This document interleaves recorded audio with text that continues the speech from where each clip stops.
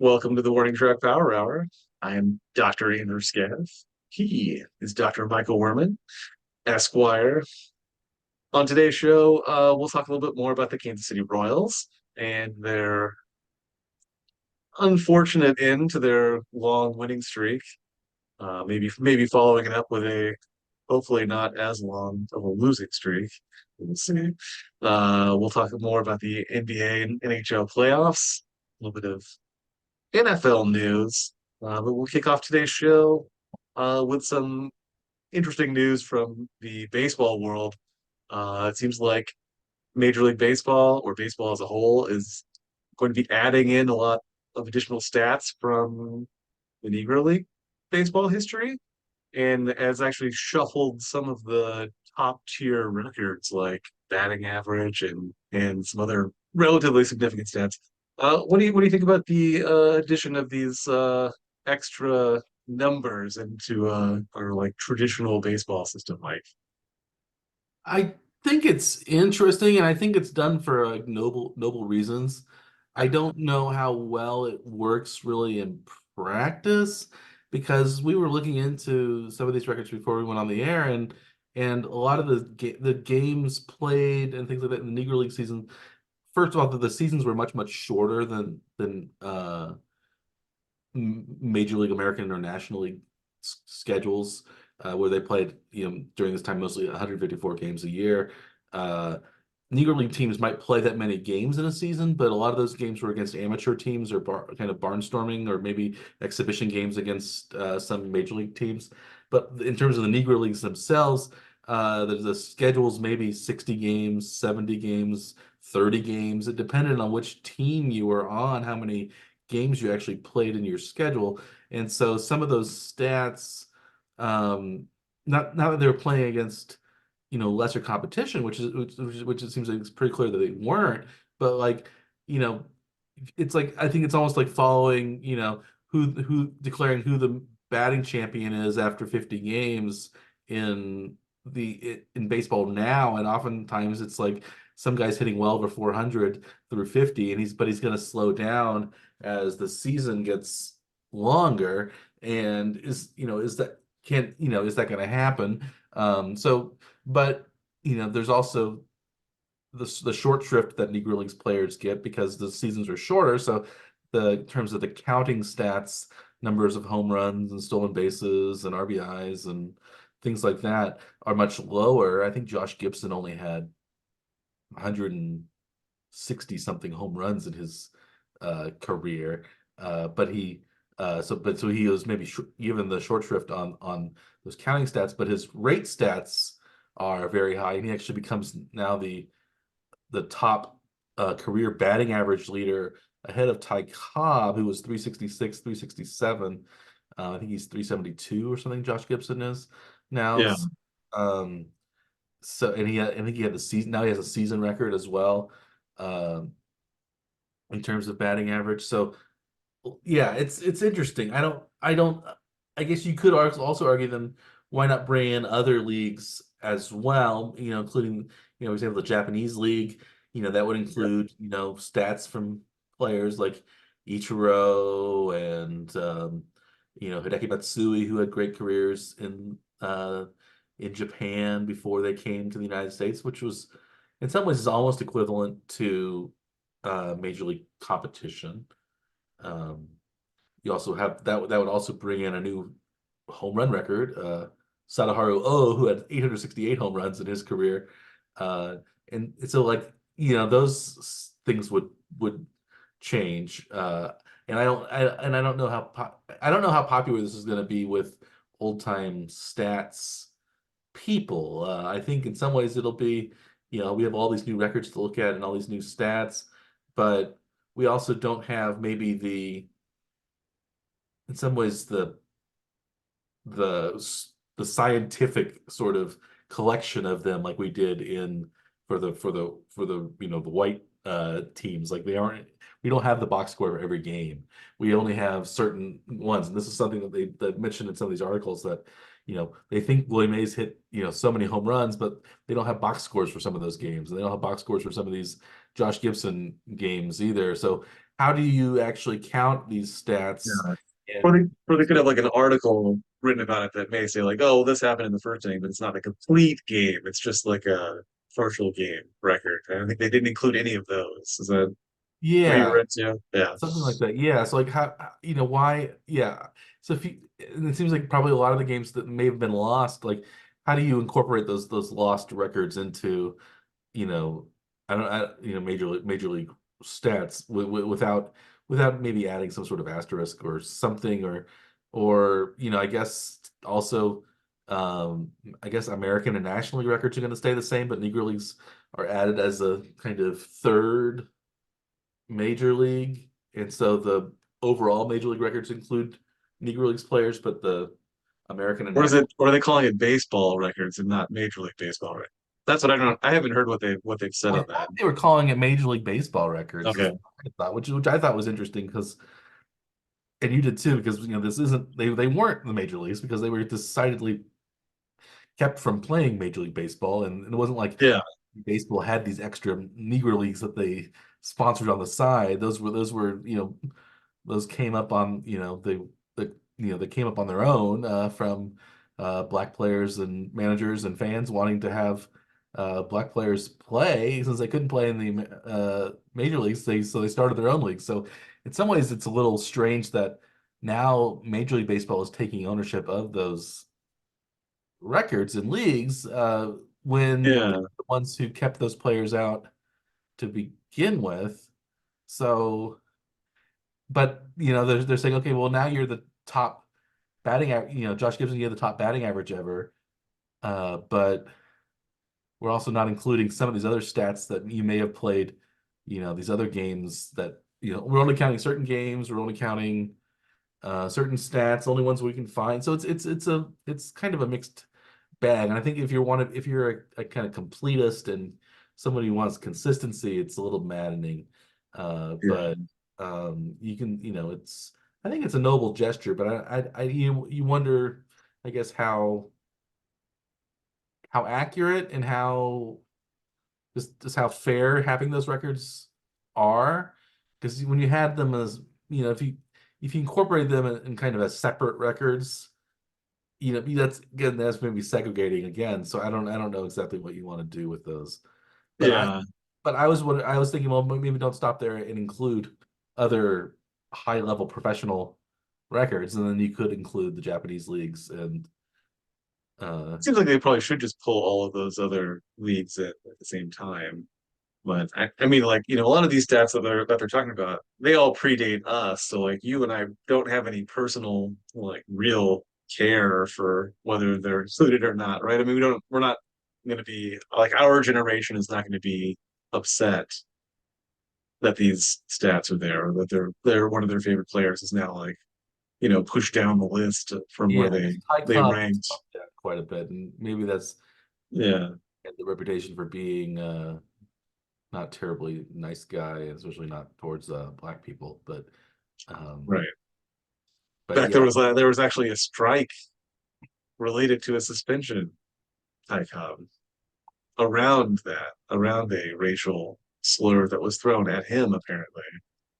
Oh, Um, really? yes, yeah. He was suspended for trying to go into the stands to fight someone who referred to him as a racial slur. Oh, okay. And some of the players decided that they were going to strike rather than allow him to be suspended for that purpose, I apparently. see. Interesting. Yeah, I don't know the background of that. I don't know that particular anecdote, but Yeah. uh, it was But trying to fight fans for yelling something seems, trying to fight fans. Yes, that's a that's a that's always a that's a thing. political. It's a thing that still happens now, though. This isn't like Well, a it was well, we didn't invent this we recently. This goes back over 100 years at this it point. wasn't invented by the league family trying to fight for America, former Royals first base coach Tom Gamboa. Do you remember that story? Oh man, Those Chicago, yes. those like That was crazy. father and son from Chicago. They were like shirtless and drunk, decided to go fight the Royals first base coach for no reason. Who And wasn't looking at them or talking to them or even knew they existed. Yes. yeah, It was like mostly deaf, I guess, too. So he didn't yeah, even know they were I think he lost approaching. his hearing because of it. Yeah, it was awful, but Yeah. yeah, it was a funny thing, but it was just a terrible situation. It just Yeah. um That's one of the crazier, like athletes or, people yeah, associated with a sport being attacked for no reason, right? With like during a game. It was during a game. during a game. It was William League and his son 13th, so he was 34 years old, William League Jr., and his 15-year-old son, William the Third. So if you're 34 and have a 15-year-old son, Yeah, that's not so good. But usually. Um, typically. yeah. Yeah. So it was in 2002 when that happened. So it's been 22 years since that happened. Wow. I'm looking at a picture from that game when they're dragging I can't tell if that's the 15-year-old and 34-year-old because he was just sort of shirtless and tatted. Probably the 34-year-old father. Um, but that was the era of the Royals' black uniform accents when they actually had the sort of like how Cincinnati Reds had those kind of sleeveless jerseys with the t-shirt underneath. It was the gray and gray tank top, black sleeves era of the Royals. So it was, yeah, 2002. Um, Think they'll bring that back as a throwback at some point? I bet they will. Yeah. So both of them, this is in 2012. So this is the article I'm reading now. The Chicago Tribune did a "Where Are They Now" style piece. So Tom Gamboa, it says he never coached in the major leagues again after being let go by the Royals after the 2003 season. So he stayed on that. That was the miracle 2003 season, but Yeah. he was a minor league coach. But he did suffer some hearing loss because of that. But the both of the leagues, it says, not surprisingly, have struggled to stay out of trouble. The elder league, who was then at that point 44, so he'd be 56-ish now, had been sentenced to prison in 2006 for breaking into a car, which was the violation of a probation that he got from beating up Gamboa. So he violated his probation so he got 5 years in prison for breaking into a car. And then the younger one, it said, was released in prison in 2011, is on parole for serving time for a 2010 drug charge. And it says, of all the great father and son highlights that baseball has produced over the years, there's no doubt the leagues offered the sport's worst moment between two generations. I mean, So it's typically a father-son sport, right? So yeah, they were just, at least they were doing it together, I guess. Is that what we're yeah, supposed to take from this? yeah, yeah. Great. It was, yeah. Good. Yeah, I remember that happening though, and it was, Me yeah, too. totally crazy. Yeah. Because I think, yeah, because some of the players, I think, were just so shocked that they were, didn't know they didn't react as fast as you might have guessed they would have, just because it was so bizarre. Hmm. Because, players came over to help Gamboa, but it wasn't as quick as you might guess because nobody like knew what was happening. Yeah. There's an article on So one of weird. the White Sox affiliate kind of fan sites, radio station. It says the White Sox are still punishing their fans because of a few drunk morons 20 years ago. Um, so it says that was when the league one of the first big accident incident happened in September 19th, 2002, when a trash father and son named William League Jr. and William III jumped onto the field at then New Comiskey Park to beat up Royals first base coach Tom Gamboa. There's uh and then I guess 7 months later. um, there was a fan, and when the Royals were playing the White Sox again, uh, a fan jumped onto the field and attacked the first base umpire, Laz Diaz. But Laz Diaz, former Marine Corps officer, had no the problem dispatching the drunk lunatic. And so, since they were embarrassed 2 years in a row of trying to fight people, um, they decided to restrict people to the lowest. You couldn't enter the lower level unless you have a Hmm. ticket, and they don't allow anybody down there. Yeah. Um, and you can't access the entire park if you buy a certain ticket. Um, and now they think it's especially stupid because every ballpark has nets to prevent uh, people from getting on the field because of the foul ball netting. But Right. apparently the It Comiskey, it works two ways then, right? It protects the fans from the foul balls, but also protects the players from the idiots. yeah, yeah, apparently. Um, Great. so that's what's going on.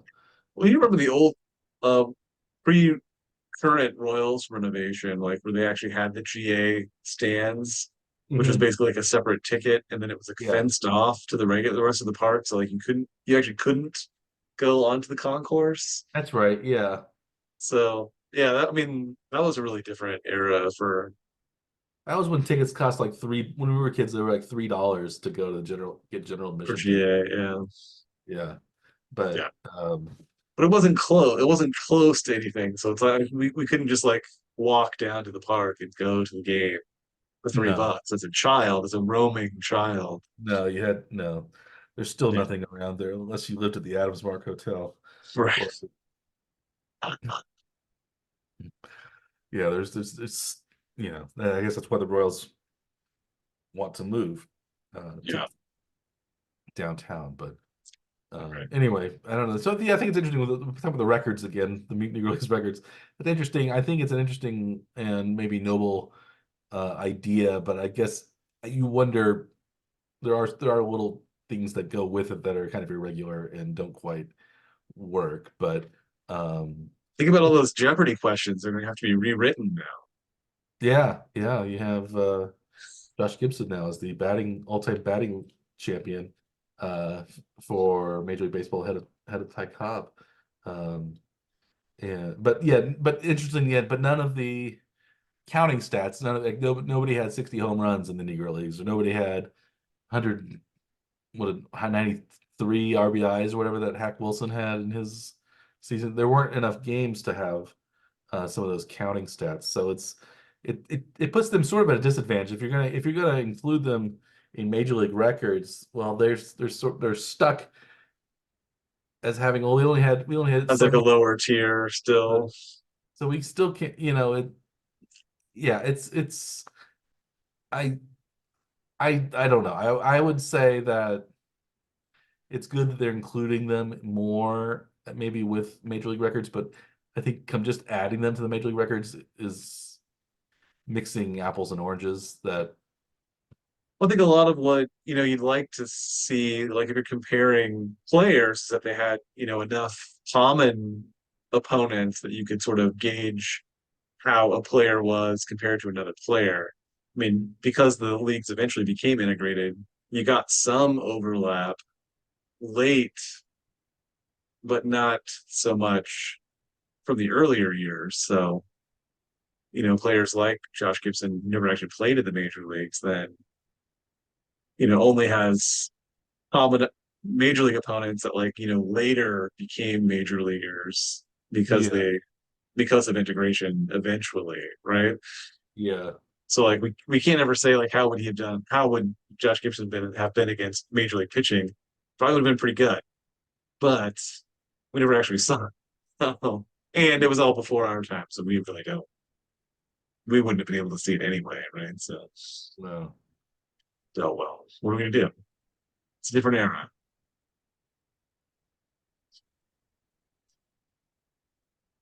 yeah. Well, it looks like in current Major League Baseball action that the Royals did end up losing 4-2 to the Minnesota Twins.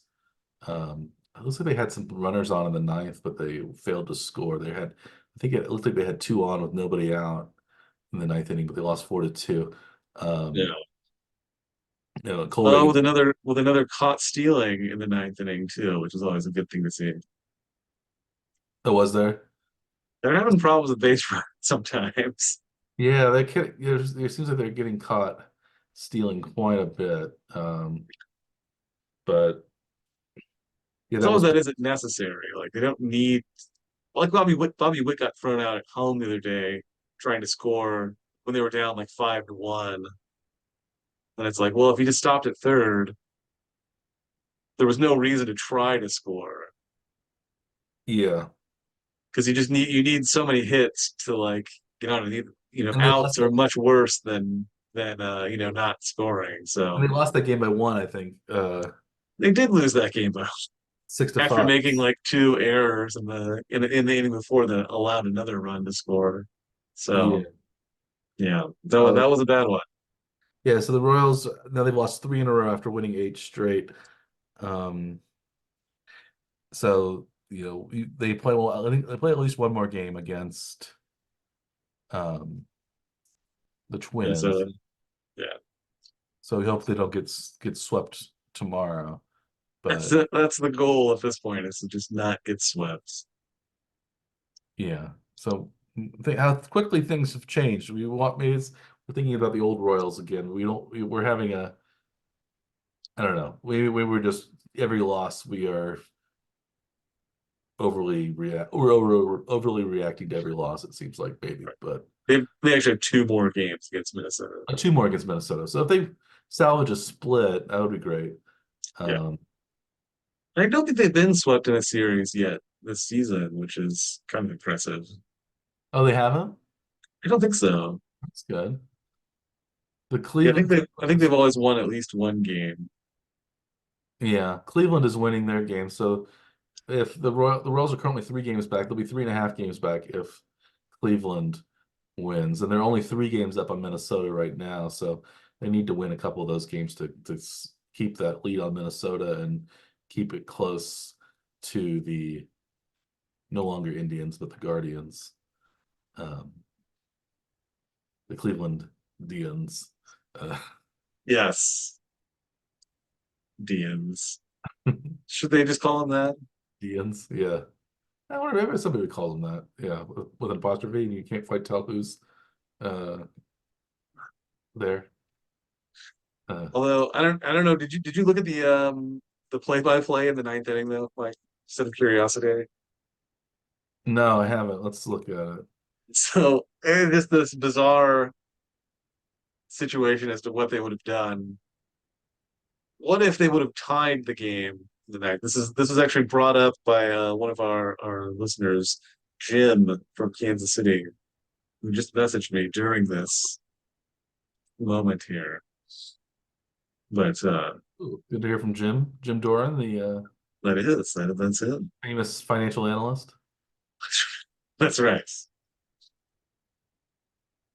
Where he pointed out how would the team have continued to play this game with the set of uh, tra- shuffles that were made by Macafrero in the ninth inning, where Sal led off the inning with a double, and then Frazier hit for Fermin, so the other catcher is then pinch hit for Frazier did single, but So I then guess did Salvi go to catch? Blanco ran for Frazier then. Yes. So like Frazier, who just came in as a pinch hitter, was already removed. But Sal was not the DH, thankfully, at the time. But Yeah, Fermin had been so the he wouldn't have catcher. been able. Yeah, so he wouldn't have been able to switch positions though. If he had been the DH, he wouldn't have been able to go in as the catcher, right? Well, if you're a DH, you can come in as a catcher, but you lose the DH position. The pitcher has to hit in that spot after that. Yeah. So, So if he was but just, mhm. Yeah, they had a leadoff double, single to left, Perez to third. So they had first and third, nobody out. It's caught stealing, Blanco strikeout, they got caught, yeah. ground out. Melendez got a strikeout. Was Melendez a pinch hitter? Did he play the whole game? No, it looks like he was the regular. Okay. Yeah, that was not a yeah, that was a it looked like they, very likely could tie that game. But then yeah, They may have been in somewhat of disarray after that in how they would have used their players because they would have had to send someone else in to play first base. I guess yeah, and it would have had because Frazier was out, so you couldn't have Frazier there. And And Melendez, Pasquantino had already come out, it so says Melendez hit for Velasquez, so Melendez replaced the DH Velasquez. yeah. So they'd have to have like maybe Lofton go to first, but then somebody had to come play second. Yeah, I don't even know what they would have done. I guess Hampson would go to second Yeah, from right field or from left field. or I guess Hampson could have played first too, Yeah, maybe. Yeah, because Blanco would have gone to the outfield. yeah. So yeah, Hampson would come to the infield, but yeah, Lofton it's either Lofton moves to first or Hampson moves to first. But still, it would have been really strange, had they tied it, not taken like a big lead. Yeah, They would have had a lot of struggle just to like figure they would have out had a where disadvantage was going to forward. play. Yeah.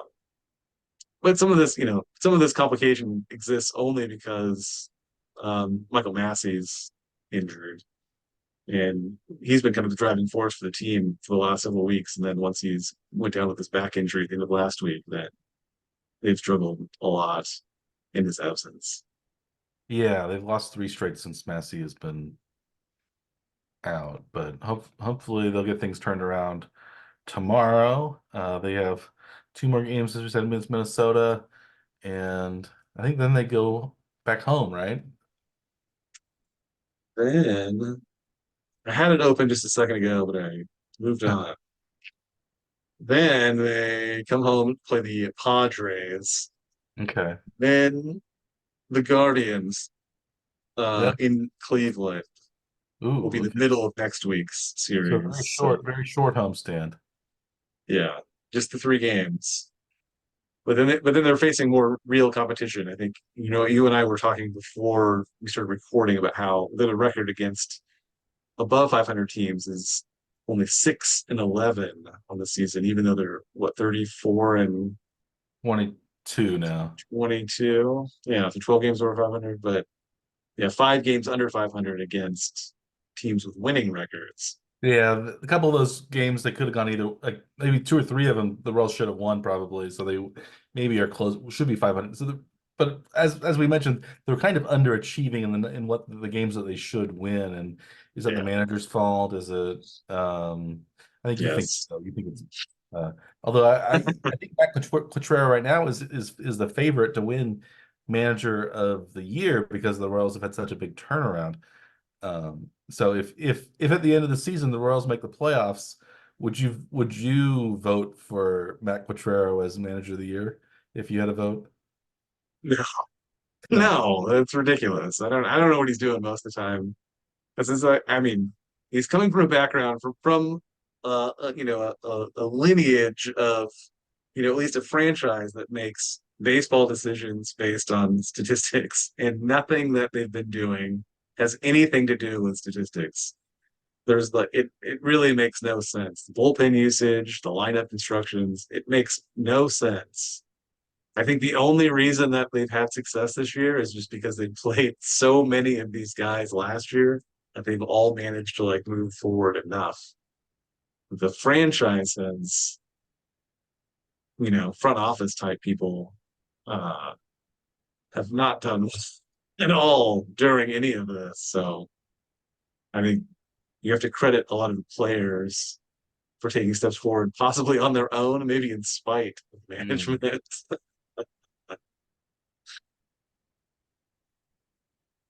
Well, we'll see how this turns out next week when we meet again for our next episode. But so far, the Royals are in a bit of a skid when they need to turn it around. Um, Speaking of needing it to turn around, our NHL playoff hopes, our early bets to make it to be the conference championship winners. Our picks, each one of us have a pick that lost or has lost already, been eliminated. I picked the Toronto Maple Leafs. I believe you had the Las Vegas Golden Knights. They were each eliminated in the first round. Our second choices, though, Both in game sevens too. yeah, In round in one. very heartbreaking Game 7 fashion. Yes. But our other choices, the opposite conference. So my Western Conference picked the Edmonton Oilers, have made it to the conference finals, as have your Eastern Conference picked the Florida Panthers. But both of those teams are currently down 2-1. And I think the Florida Panthers were in danger of being down 3-1 when we started. Have they reached a final in Yeah. The game is now tied up midway through the third, midway through 2-2. the third, 2-2? So And it's uh, in Florida, so they do not want to drop this one at home. no. We Yeah. down 3-1. So close games there. Yeah, the so we'll keep an eye on those. Any comments on so the Stars are up 2-1 on the Oilers, and currently the Rangers are up 2-1 on the Panthers with tonight's game in question. Any comments on any of those games? Have you been watching any of the series? I've turned on some of the games. I haven't been watching them terribly closely. I turned on the Rangers Florida game the other day as it went like the end of the third period, and then it was about to start the overtime. I like left the room and came back. It was a commercial break both times. I did not realize the game had come back on and the game had been won while I was not paying attention. Hmm. So, I missed the Rangers scoring in overtime. Apparently, they have a very good record in overtime games in the playoffs now. Probably don't want to go to overtime against The the Rangers. Rangers. Speaking of things ending quickly, it seems that both, maybe perhaps both of the uh, Western Conference and the Eastern Conference NBA Finals series are going to end quickly. The Eastern Conference Finals between the Pacers and the Celtics already ended, 4-0 Celtics sweep. So my pick of the Celtics to win the East has come to fruition. Um, and so far that's our only win out of our four picks. Uh, we neither of us had the Mavericks or the Timberwolves, and the Mavericks have been up 3-0 on the Timberwolves. Um, uh, and they're playing game 4 tonight. What's the score right now? Very close also. It's 83-82 Minnesota, 9:25 to go in the fourth. So it could go either way. If Minnesota wins, basically they're down 3-1, and they have to sweep the Mavericks to go to the finals. Just to Um, stay alive, You have yeah. to win every game just to stay alive. Uh, the maybe some NFL news that we saw was the several members of the Chiefs were at the Mavericks and Timberwolves game 3, where Patrick Mahomes, Hollywood Brown, and Travis Kelce were all spotted in the front row, as was Brittany Mahomes. Uh, when Brittany Mahomes and Patrick Mahomes were on the scoreboard, people cheered. However, people booed when Travis Kelce was on the video board. Did that surprise you, or is that a something that the Chiefs is Kelce that unpopular?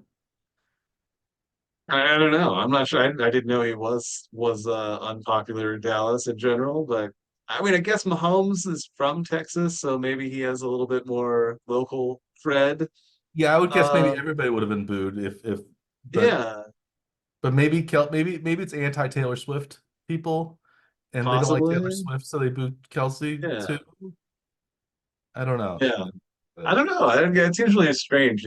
Why they'd have a split, cheer boo for those different players, especially when they were together at the and game too. It's they're on like, the same team, so you could say like neither of yeah, them. Like I would say both of them are two of the most popular. Each one is one of the most popular players in the league. Mahomes until maybe Kelce started dating Taylor Swift, was the most famous player probably in the NFL. Um, Now it's since Tom Brady retired at least. Now it's probably now it Yeah. might be Travis Kelce who's the most famous player simply because of his relationship with Taylor Swift. Um, so you know Well, the they're both in a ton of like national advertising Mhm. too, so their exposure to the world is enormous compared to Chiefs players of the past. Yeah, it's an interesting position. So in some ways, that you could so in Dallas, you could say, well, the Cowboys are used to being maybe the glamour team of the sport, but now it seems like probably the Chiefs have surpassed the Cowboys because they're winning championships and also have these big, famous players. So that's Yeah. so, But those Chiefs players were there in Dallas to support Dallas, mhm.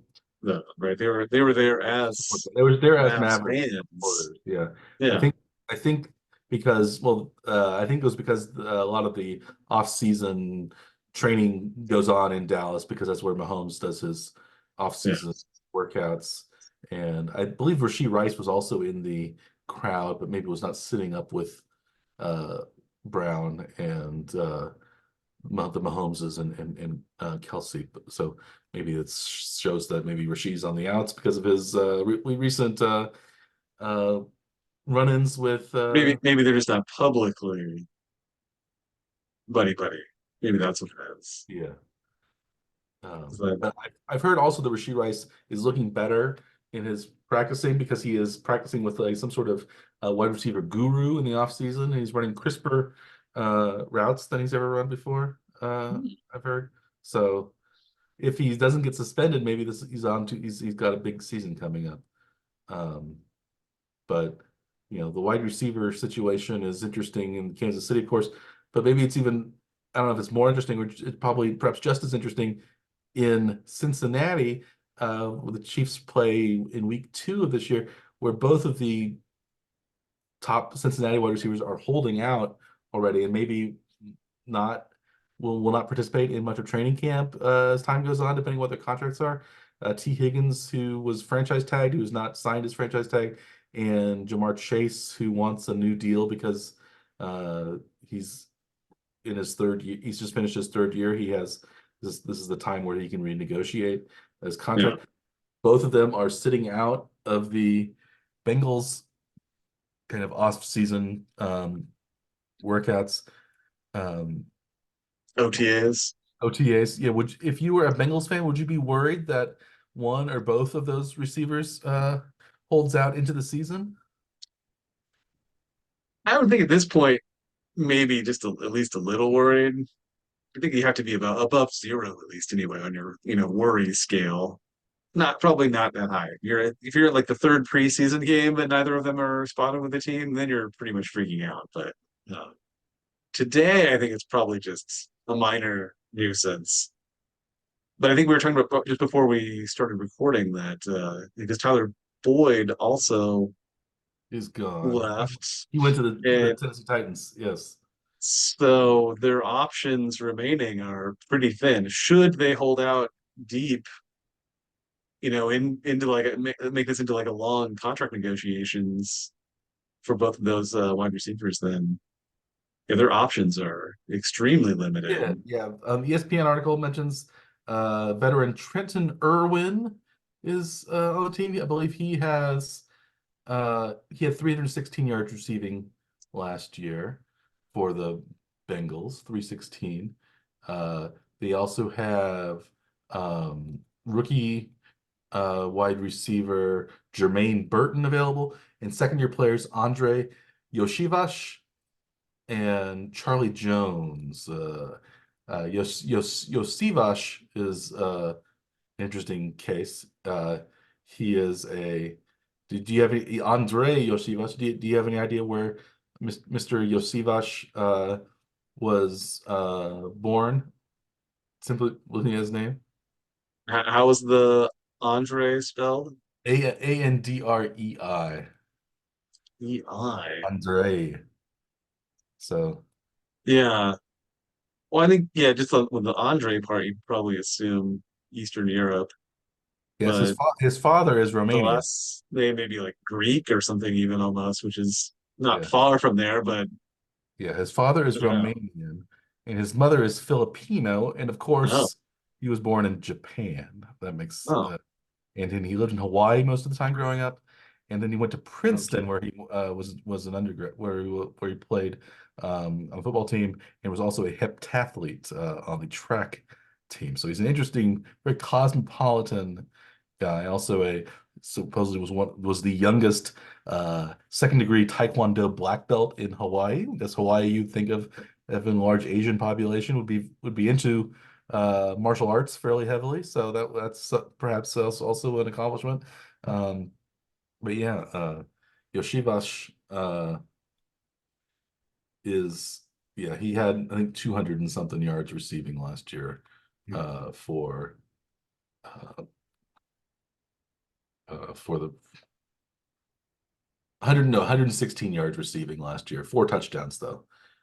So those so the top two receivers combined had about less than 500 yards together that the Bengals have if T. Higgins and Jamar Chase aren't there. And this is one thing that Joe Burrow has benefited from has been from that he has perhaps the best three and then maybe the best two, at least up there, top five wide receiver tandems in the league. And if those players miss a significant amount of time, well, maybe especially early on in the season, the timing might be off, and you might put the Bengals in a hole. It also maybe says it's good. It's good for the Chiefs to start playing the Bengals because Burrow's coming off an injury himself, so it might be a slow start for Cincinnati this year. So something to keep an eye.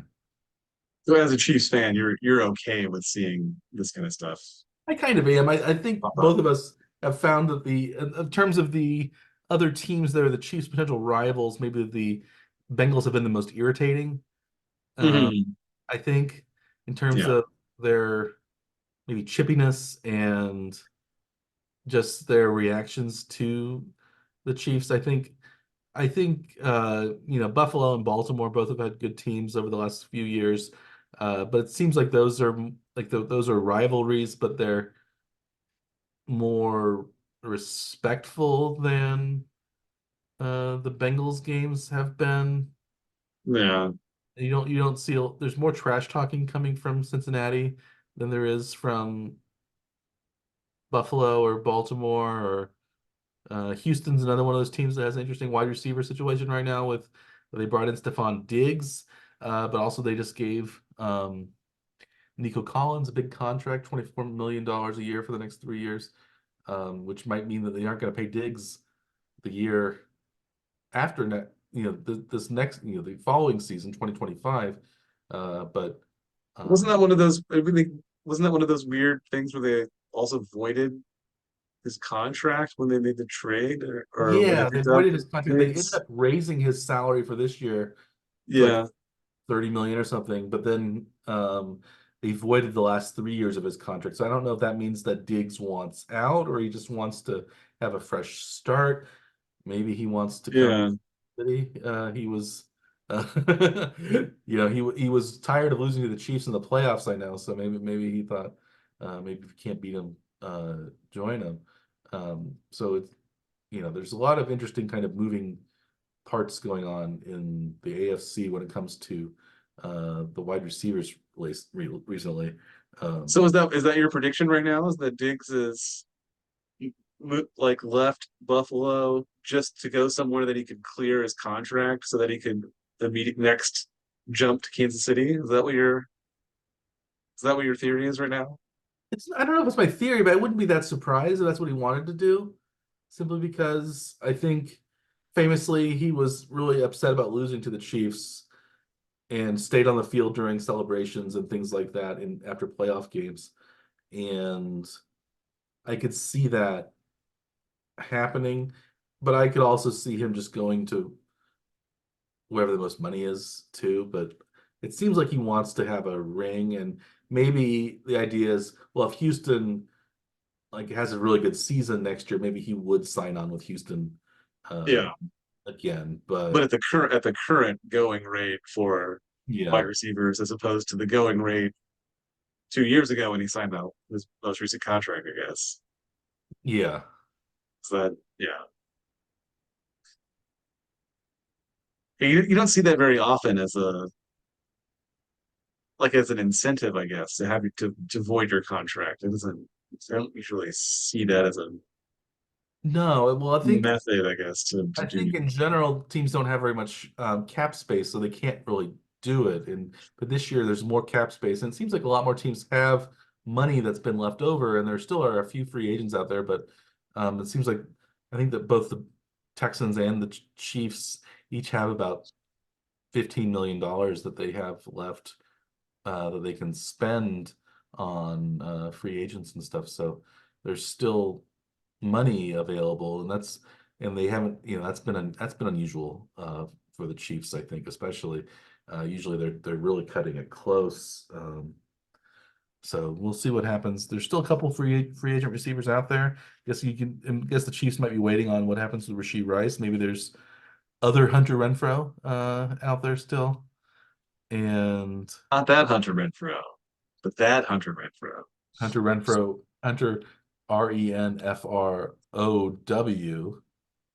as Um, opposed to the OE. yeah. Michael Thomas, former Yes, Saints wide yes. receiver, is still out there. Yeah. Hunter Renfrow. I didn't know Hunter Renfrow, the football player, his first name is not. Oh, did you know that neither of the Hunters Renfrow are their first names are Hunter? Really, Hunter, middle name for both of them. they're both middle name people. Like just like David Andrew Scaff. Um, it's the Royals. Okay, so okay, so I will give you the first name of each of the hunters Renfro, and you guess which one is the Royals player, which was the football player. Okay, Okay, so we have uh James Hunter Renfro and Dustin Hunter Renfro.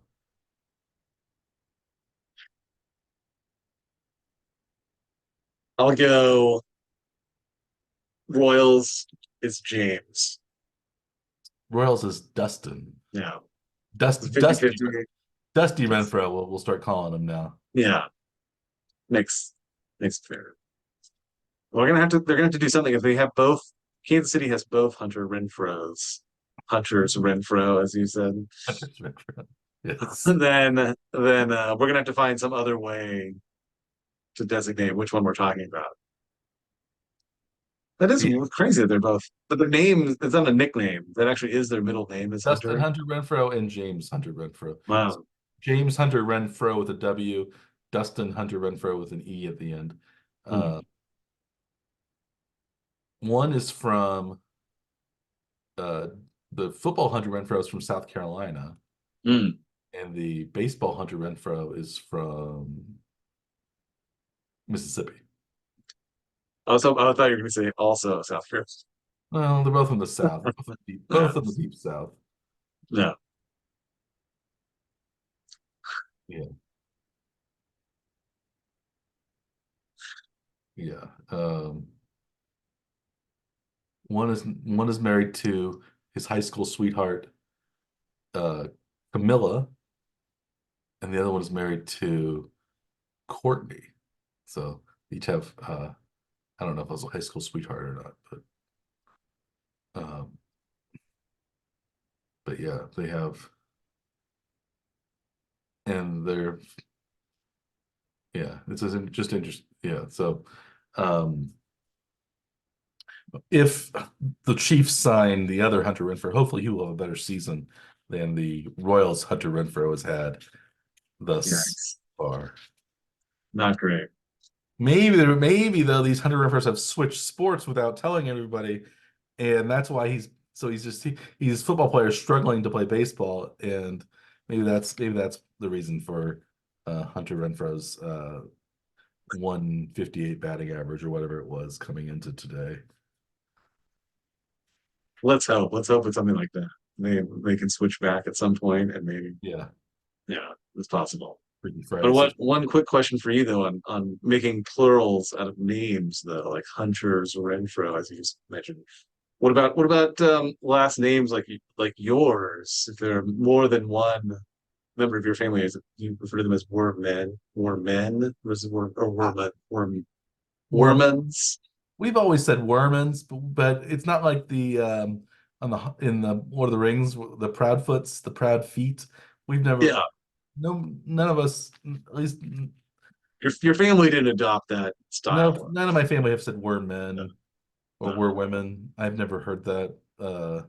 It's kind of But funny though. it's kind of funny. You'll have to bring it up at the next I clan think meeting, my the Worm clan brother's meeting. kids, my nephews, or sometimes Yeah, they sometimes call them the were boys, but yes. No. that wasn't something that I heard when I was a Were kid. you and your brother referred to as the War Boys? No, No. no, not by anybody that I remember, not by anybody that I recall. Um, but yeah, we were the Wormans. Um, but this and but you weren't called the Scaves or something like that No, with a no, with a V instead of no, but I do like it though.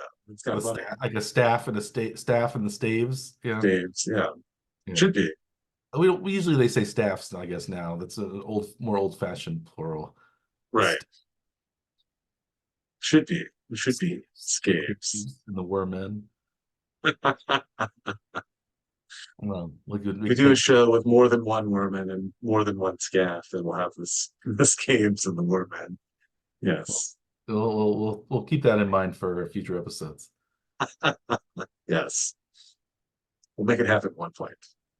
Speaking of future episodes, should we end this current episode and get ready for our future episodes next week? I think so.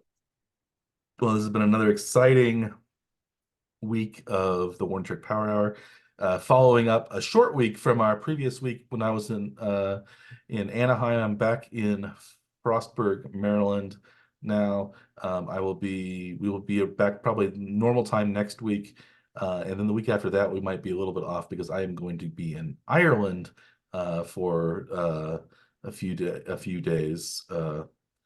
So we'll probably broadcast though once I get back from Ireland. We'll see when that happens. It'll probably another one of those late week episodes that we had this time, like last week.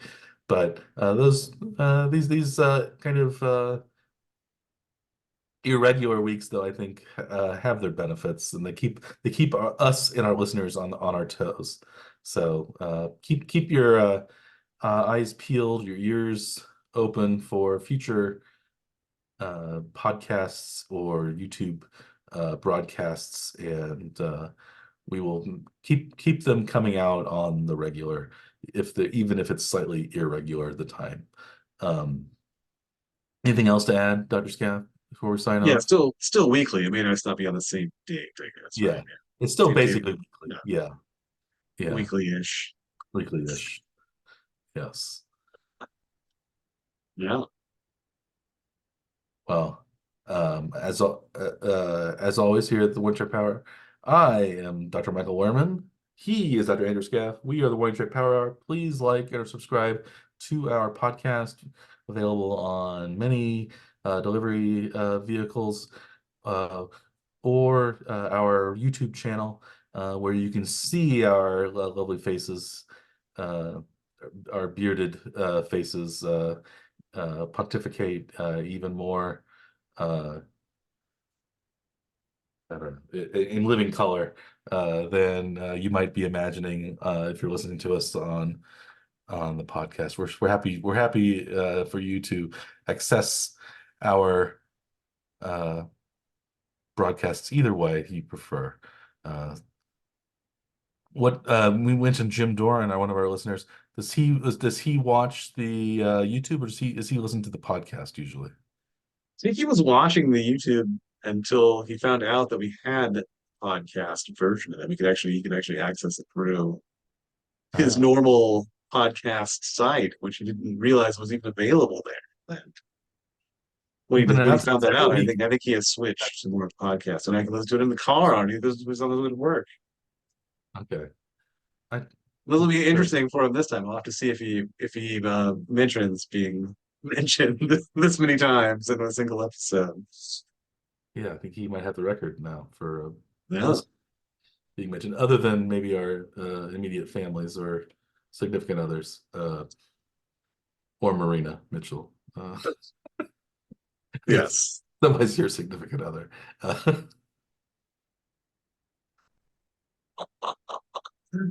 well, this has been very inside baseball at the end here, but we will sign off now. We'll see you again next week, and we hope your teams continue to thrive or start to thrive as we enter the summer for Major League Baseball and start, get closer to the NFL season. I think it's 100 days from now that the Chiefs opener is, so just 100 days. So it's a little over 3 months, and we're really entering the nitty-gritty when it comes to the NHL and NBA playoffs.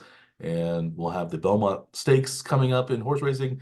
We might mention that next week. Talk about who our bets are. I don't think we talked about the Preakness much, but I did end up winning money on my Preakness bets. Oh. Um, I bet a few horses, and I ended up betting on um, the winner, uh, uh, as well. Seize the Gray, who won the race.